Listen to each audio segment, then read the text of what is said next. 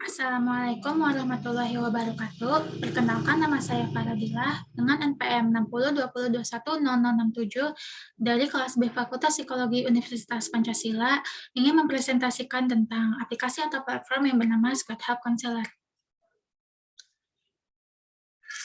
Latar belakang dibuatnya aplikasi ini yaitu pada saat ini kasus bullying sangat banyak terjadi di sosial media, yang dimana sosial media itu terhubung dengan internet atau virtual yang disebut dengan cyberbullying.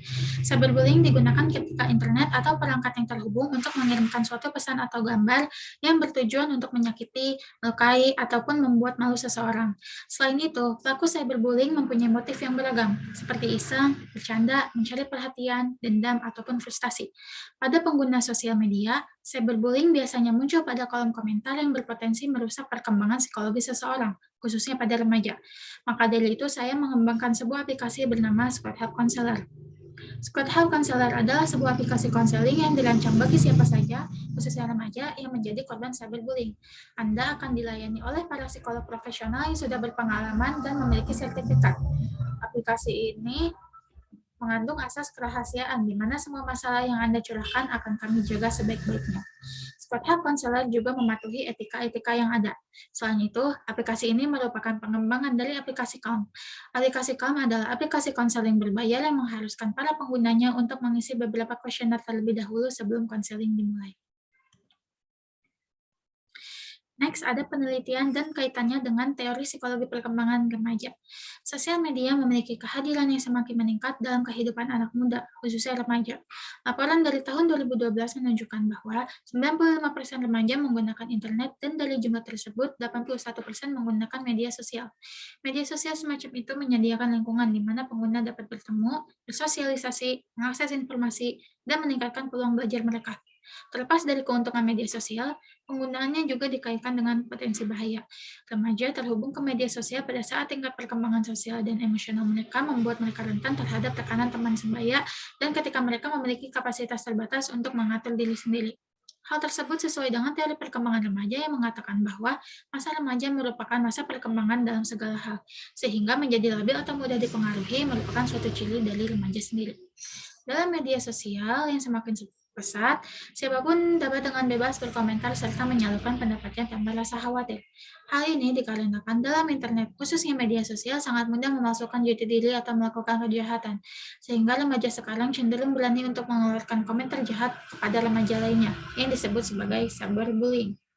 Cyberbullying didefinisikan sebagai tindakan atau perilaku agresif yang sengaja dilakukan oleh kelompok atau individu melalui internet atau virtual. Dilakukan berulang kali dari waktu ke waktu terhadap penerima yang tidak dapat dengan mudah membela diri. Cyberbullying dapat menyebabkan depresi, harga diri rendah, masalah perilaku, dan kekhawatiran sampai melukai diri sendiri secara sengaja. Potensi bahaya dari penggunaan media sosial sangat penting bagi anak-anak dan remaja, mengingat tingkat perkembangan dan kedewasaan mereka yang terus berkembang dan paparan yang luas terhadap platform media sosial ini.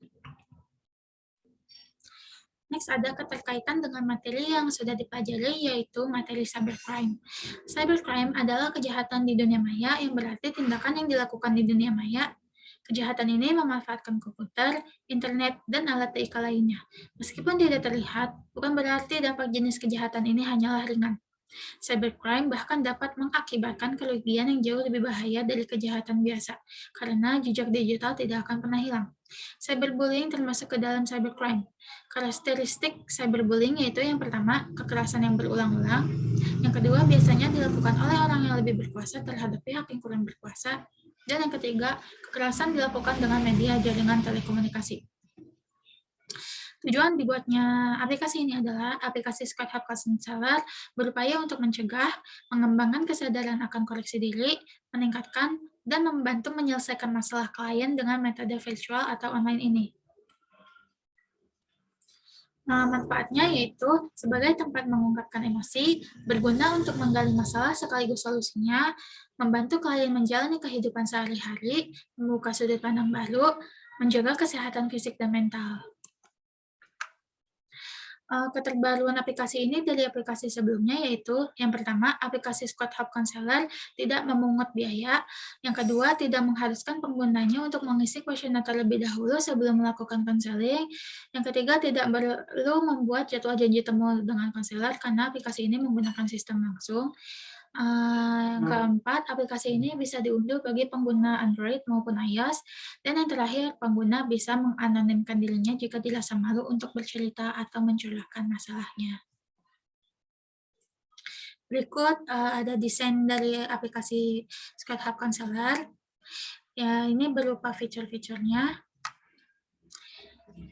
Next, ada penjelasan dari fitur-fiturnya, yaitu profil itu berisikan data diri konselor, sertifikat itu berupa sertifikat penghargaan milik konselor, fitur emoji ini fitur yang berguna untuk mengungkapkan bagaimana perasaan Anda, fitur chat itu berguna untuk memberikan kenyamanan bantuan jika pengguna tidak bisa face-to-face, video fitur berisikan banyak video yang dilakukan oleh para konselor profesional yang bisa ditonton.